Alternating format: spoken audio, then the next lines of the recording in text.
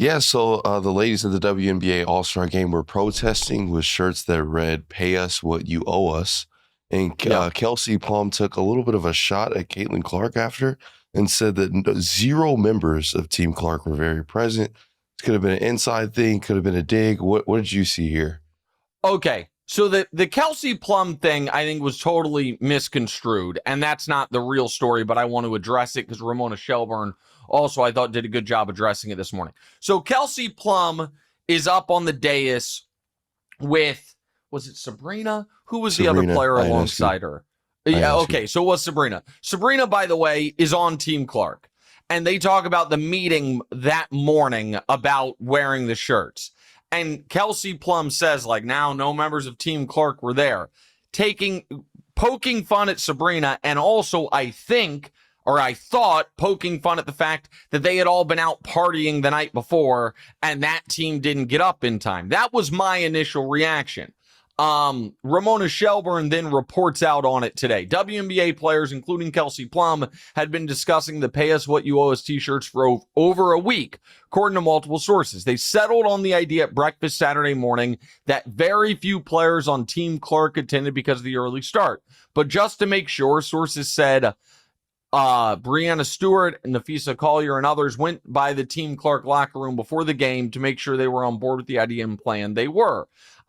Ramona writes, I thought it was fairly obvious Kelsey Plum tried to make a joke that didn't land. The meeting where players decided to wear the shirts at 8:30 a.m. on Saturday. Understandable that not many from Team Clark made it after what we saw on Stud Buds from the night before. Now, I am not locked in enough on WNBA lore to know about this Stud Bud stream prior to WNBA All-Star Weekend. It seemed very popular during All-Star Weekend, but I am logical enough to know Kelsey Plum was not in a moment of WNBA player unity taking a shot at half of the All-Stars.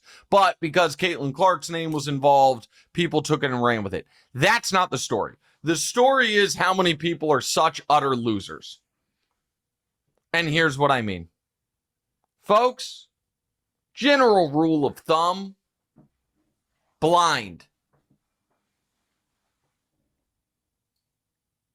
If workers are trying to extract more money from owners and management, general rule of thumb, you should be on the workers' side. Now, I know some of you listening are like, well, what about me? I own a 18-person haberdashery business and I'm an owner. Okay, good. You, I guess, can be management. But the vast majority of us, and I say this, by the way, as a silent partner, owner of a small business. Now, it's very small. It's my wife's boutique. But, like, I guess I technically have my hand in both pots, worker and business owner. Doesn't matter. The people that create the product, create the value, those people trying to extract more money, at the very least, you shouldn't be rooting against them. And if you are going to try to be like, well, actually, here's the thing, actually know what the hell you're talking about. So here's the reality. Does anybody intelligent actually think that, well, max contract in the NBA is around $50 million a year. So I guess max contract in the WNBA should be about $50 million a year. No, nobody's making that case. Nobody with a platform that matters is arguing NBA and WNBA players should be paid dollar for dollar the same, like the purses at Wimbledon can be, but it makes sense for the purses at Wimbledon to be the same, men's and women's. They get similar TV ratings. The tickets sell for the same. They are generating the same money. The issue that the WNBA players have that is a fair and correct issue is multifold. And again, so many losers are just bootlicking management sellouts because they think one day they might actually be it's the same folks that are like, well, you know, right now, a tax policy that helps out the lower class would help me. But what about when I have $50 million and I want to pass that down to my kids? It's like, buddy, probably not getting there. You probably should worry a little bit more of the here and the now than the estate tax, but I digress. What people are arguing is, in the NBA, DeMonze, if it's a 50-50 split of BRI, basketball-related income. So if the league generates $10 billion, the players' salaries get $5 billion. And that's how you pay the players. The owners get $5 billion. And that's how they run the league. You know what I mean? Pay all the bills that come associated with running the league. And they hope there's money left over. It's 50-50 in the NBA. Do you have a guess? What, again, the size of that pie doesn't change. The size of the pie can change, pardon me. The split does not. It's 50-50. It used to, Brew told me the other day, it used to be 63-37 in the players' favor. And the owners have kind of chipped away at it or whatever. But it's 50-50 now, which feels pretty fair. Like, yeah. Okay, like, I'm not going to act like owners don't do anything. I'm not going to act like they're unimportant. Now, I would always, 60-40. Yeah, I would always, but listen, I'm a union guy. I'm a union kid. My dad was the president of Firefighters Union for basically my entire life. I am a union guy. My first term paper I ever wrote in my life was about Lech Walesa and the Polish Solidarity Movement. It's colored my politics. It's colored who I am.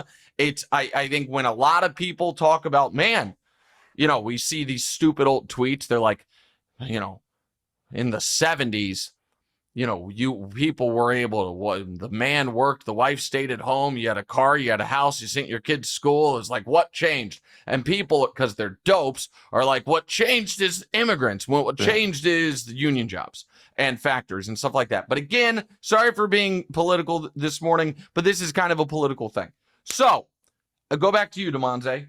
What do we think, or what is your guess? The WNBA split? Like owner the to split. Players? Owner to player. What do you think the split is as of this moment? I think it's like 70-30. How about 91-9? Oh, wow. 91-9 owners? 91-9 owners. Now, what folks' reaction is going to be, but the league loses money. But 2/3 of the league it lost money last year. Got it. Okay, so quick question on that. Honest question, because the world has changed in the last 2 years in the WNBA, thanks in large part to Caitlin Clark, not solely to Caitlin Clark, but she's the driving force in the success of women's college basketball and the eyes and the ratings, all of that.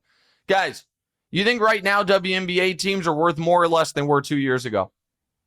You think that if you bought the WNBA team 2 years ago and you offered it up for sale today, that you would get more or less money? Do you think if it's such a bad business that, oh my God, you can't claw any more money away from, are there a bunch of WNBA teams for sale? It's like, oh my God, nobody will buy one. Or are they expanding the league? Is it a league where more people want to get in? Again, I don't want to... With them expanding the league, doesn't it also make it pretty weird to up it right now? Wouldn't it make sense for like once all the teams are there? Because then there's going to be some other split taken away from the teams when those two teams do get there. Is that not how it works? Well, no, the split, because like in the NBA, they're going to expand. The split stays the same. It's another team. You're right. You're bringing in more money. There's expansion fees, all that. And I'm not going to, I have to be careful on what I say here, but I actually have a little bit of insight into what it costs for a new WNBA team, because Kansas City is trying to get one, and I have had very casual conversations about being a very, very small part of an investment group. And I got to tell you, it ain't cheap. Right now, people think WNBA's on the uptick. Right. They think it's a growth industry. It is. So, because it is. And so this idea that the players should just be satisfied, and this idea that the poor WNBA owners, think about the owners that are losing money, when with most pro sports, the real profit is in the appreciation of the team, that in over years, when you eventually cash out, you know what I mean? You make 10, 20, 100x on what your initial investment was. Right. That's what it is. And then there is this other very basic logical point. Is there any other capitalistic endeavor? So I'm not talking about social workers. I'm not talking about kindergarten teachers. I'm not talking about firemen. The capitalistic endeavor where someone of Caitlin Clark's quality, and I will use her as an example because she is the most visible player in the league. Is there any other field in the world where someone of Caitlin Clark's caliber would make less than $80,000 a year? Think about it. Just for real, think about it. And the answer is no, there is not. So it is a little right now out of whack. It is why Brittany Griner a few years ago was over in Russia playing ball and got caught up because you can make more money overseas, which is another point. Is there proof of concept that you can pay women athletes more than the WNBA pays them and still be a functional business? Yeah, because leagues across Europe do it. So again, nobody serious is arguing that the WNBA players and the NBA players should make the same amount of money. But nobody serious can actually think that Caitlin Clark and Angel Reese and Paige Beckers making 70-some grand a year is a proper payment for services rendered. And again, just a rule of thumb, if there is a labor dispute and you don't know much about it, I'm not saying the workers 100% of the time in every labor dispute across the board are in the right. I'm not saying that. What I am saying is, if there is a labor dispute and you don't know much about the actual details and your gut reaction is to side with ownership, you're a sucker. Or you're sexist. Well, in this instance, there's a lot of that. In this instance, there is a lot of... But for the grand scheme. Yeah, there is... You're being more specific to the WNBA. Yeah. Yeah, and I mean, so guys, this is where, and I am not, Adam Smith, in that I am not a true market zealot. However, there is a beauty to an actual marketplace, which is, if it's such a bad deal for owners, why is no one selling their teams? Huh? Why? Well, by the way, you people who are concerned about the long-term trajectory of the NBA, if you are, you have a few data points of the Mavs sold, the Celtics sold, the Lakers sold. Why did those ownership groups get out? Now, the flip side to that is they sold for these insane amounts of money. So maybe that's a sign in the favor that it's healthy. But it is just outrageous, the amount of people that were pipe down, ladies, be happy. When the truth of the matter is, in America, celebrity is super valuable. And over the last couple years, the WNBA players have become celebrities. And Caitlyn might have been the driving force, but she ain't the only celebrity. Hell, oh my goodness. Sophie Cunningham is a legit star. Oh. Angel Reese is a legit star. Paige is a star.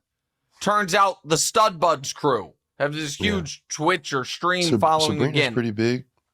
So, oh yeah, absolutely. I was trying to mention more of like the newer players, but yeah. Sabrina's been, but yeah, all those folks. Asia Wilson is a legit star, and she's been around for a while. Like, obviously the money's not right.